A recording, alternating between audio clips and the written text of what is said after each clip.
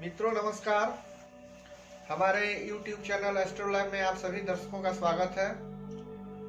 ऐसे तो दशा अंतर्दशा फल कथन के अनेकों अत्यंत सूक्ष्म से सूक्ष्म सूत्र हमारे ऋषियों के द्वारा प्रतिपादित किया गया है, परंतु आज हम दशानाथ एवं अंतर्दशानाथ के आपसी संबंधों अर्थात एक दूसरे से विभिन्न भावों में स्थिति के आधार पर क्या फल फलाफल होगा उसके बारे में चर्चा करेंगे।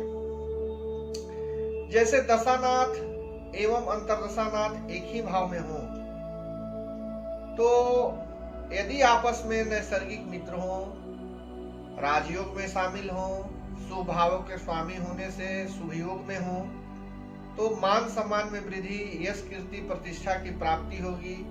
कार्य क्षेत्र में सफलता के साथ साथ आर्थिक स्थिति में सुधार होगा। क्योंकि लग्न जो है सप्तम से सप्तम है, अतः हम कह सकते हैं कि अविवाहितों के लिए विवाह के योग बनेंगे और तदुपरांत संतान लाभ के भी योग बनेंगे। इसके विपरीत यदि दोनों ही दशांतरदशानाथ ग्रह आपस में शत्रु हो तो स्वास्थ्य संबंधित समस्याएं परेशान कर सकती हैं। परिवार के लोगों से मतभेद, विरोध या पारस्परिक सामंजस्य की कमी होगी।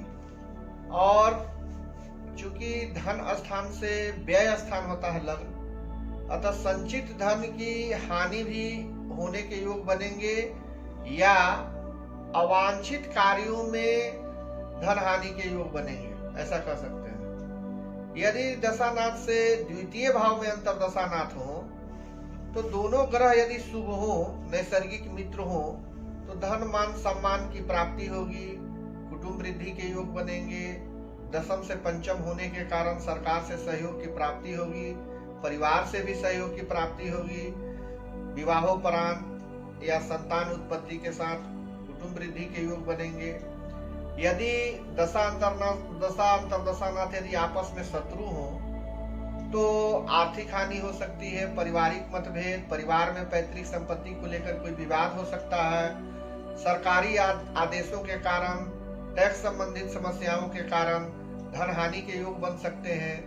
स्वास्थ्य संबंधित समस्याओं के कारण या अन्य कारणों से कुटुंब हानि के भी योग बन सकते हैं या बनेंगे।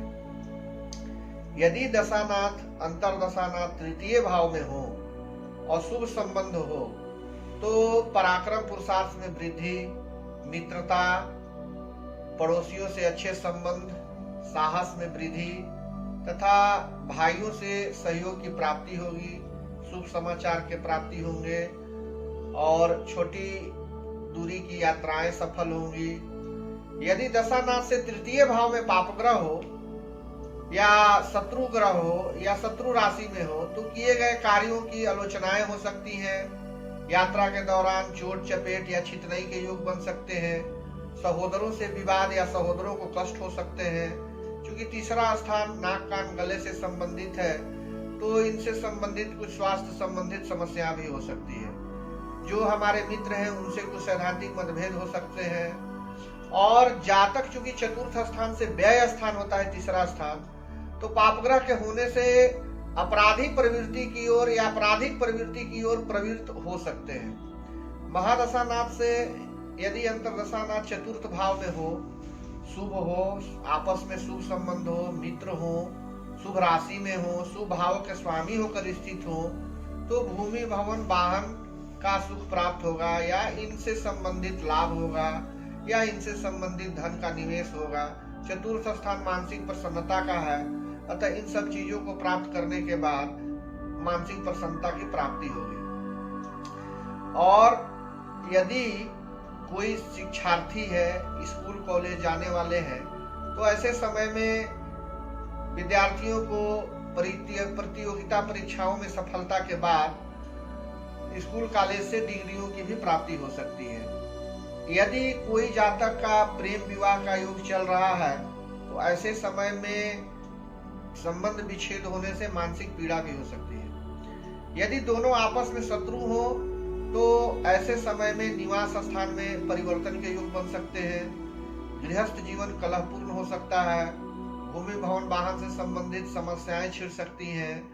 विवाद हो सकता है, कोई कानूनी प्रक्रिया से गुजरना पड़ सकता है, माता को कष्ट, हृदय से संबंधित रोग। यदि शनि एवं राहु यदि चतुर्थ भाव में हो तो ऐसे समय में जैसे ही गृह निर्माण या भवन से संबंधित कोई निर्माण अगर आरंभ करते हैं तो विभिन्न प्रकार के समस्याओं से जूझना पड़ सकता है।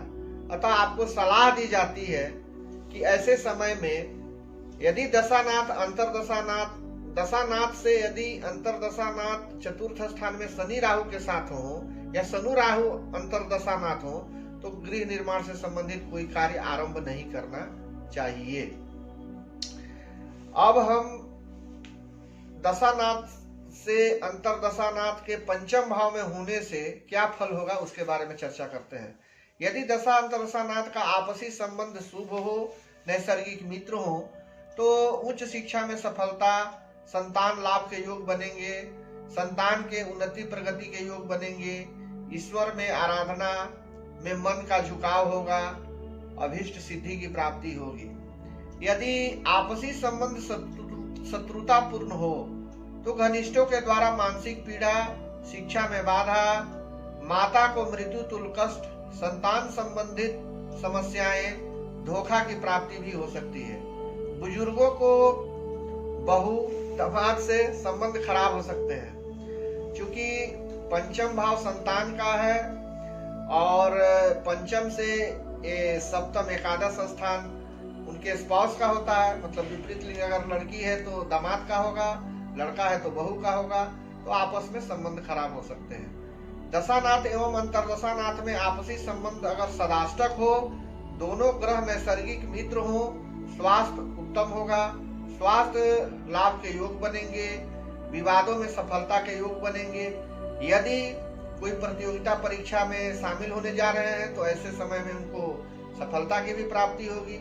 यदि दोनों आपस में शत्रु हो, नैसर्गिक शत्रु हो तो चोट इत्यादि से कष्ट होगा। शत्रुओं के कारण मन में अनजाने भय से कष्ट होगा या भय का माहौल या वातावरण बना रहेगा। न्यायालय संबंधी समस्याओं के कारण जो है धन हानि, मान हानि के योग बनेंगे। संबंधित समस्याएं परेशान कर सकते हैं। स्वास्थ्य संबंधित समस्याओं के कारण दाम्पत्य जीवन कष्टप्रद व्यतीत होंगे। अधीनस्थों के द्वारा विभिन्न प्रकार की समस्याएं उत्पन्न किए जा सकते हैं। न्यायालय संबंधित समस्याएं परेशान। दशानाथ से यदि अंतरदशानाथ सप्तम भाव में हो, शुभ संबंध हो, आपस में नैसर्गिक मित्र हो तो ऐसे समय में विवाह आदि के योग बनेंगे। स्वरोजगार में रुचि के साथ सफलता के योग बनेंगे। विदेश यात्राएं होंगी। अष्टम भाव गुप्त षड्यंत्र का है, अतः सप्तम भाव उन शत्रुओं का नाश कर प्रगति के पद पर अग्रसर करते हैं। यदि महादशानाथ से सप्तम भाव में स्थित ग्रह दशानाथ के शत्रु हो या दोनों पापग्रह हो तो ऐसे समय में दाम्पत्य जीवन कष्टप्रद व्यतीत होंगे। व्यापार में विभिन्न प्रकार के कठिनाइयों का सामना करना पड़ेगा। यात्रा के दौरान कुछ कठिनाइयां उत्पन्न हो सकती हैं। यदि रेंटेड प्रॉपर्टी है तो किराएदारों से विभिन्न प्रकार की समस्याओं से जूझना पड़ सकता है। महादशानाथ से अंतरदशानाथ अष्टम भाव में हो तो गुप्त चिंता, परंतु ये समय जीवन का एक परिवर्तनीय समय रहता है। शुभ ग्रह स्थित हो तो अचानक धन लाभ के भी योग बनेंगे। बलि, स्वगृही, उच्च राशि में स्थित ग्रह हो तो पीड़ा थोड़ा कम महसूस होगा। दशानाथ से यदि अंतरदशानाथ नवम भाव में हो तो ईश्वर के प्रति आस्था तथा विश्वास उत्पन्न होगा।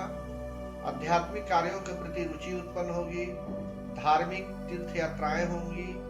पिता अगर पहले से बीमार चल रहे हैं तो स्वास्थ्य में सुधार होगा। प्रभावशाली लोगों से सहयोग होगा। कृपा की प्राप्ति होगी।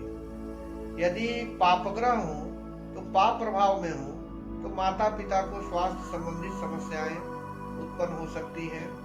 नौकरी व्यवसाय में परेशानी हो सकती है, क्योंकि दशम से द्वादश स्थान होता है नवम भाव। सहोदरों को कष्ट या विवाद होंगे। सरकार के तरफ से विभिन्न प्रकार की समस्याएं उत्पन्न हो सकती है। यदि महादशानाथ से अंतरदशानाथ दशमस्थ हो तो शुभ संबंध हो या मित्र राशि में हो या बलवान हो तो तो ऐसे समय में यश कीर्ति प्रतिष्ठा की प्राप्ति होगी, साथ साथ हवाई यात्राएं भी होंगे। कार्य क्षेत्र में मनोवांछित फल की प्राप्ति होगी। कार्य क्षेत्र में, नौकरी में, व्यवसाय में उत्तरोत्तर उन्नति प्रगति के योग बनेंगे। सरकार से सहयोग की प्राप्ति होगी।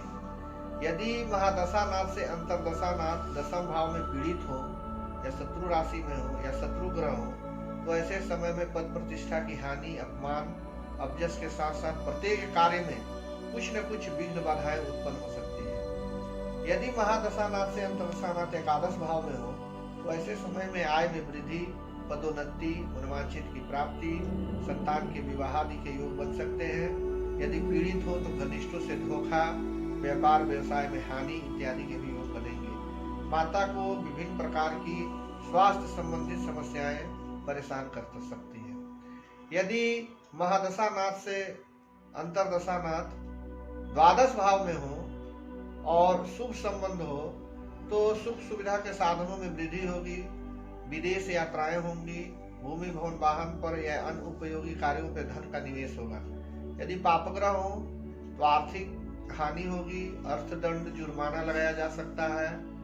स्थानांतरण के योग बनेंगे। गुप्त शत्रुओं के द्वारा परेशानी या गुप्त रूप से परेशानी उत्पन्न किया जा सकता है। अपने लोगों से विश्वासघात, मतभेद, अपमानजनक स्थितियां उत्पन्न होंगी। दाम्पत्य जीवन थोड़ा कष्टप्रद व्यतीत होगा। बंधन योग का निर्माण होगा, जैसे जेल यात्रा, विदेश यात्रा, हॉस्पिटलाइज आदि। इस तरह से हम अगर दशांतर दशानाथ के संबंधों के आधार पर अगर फलादेश करते हैं, तो इनसे होने वाले शुभ अशुभ घटनाओं से हम सावधान हो सकते हैं। धन्यवाद।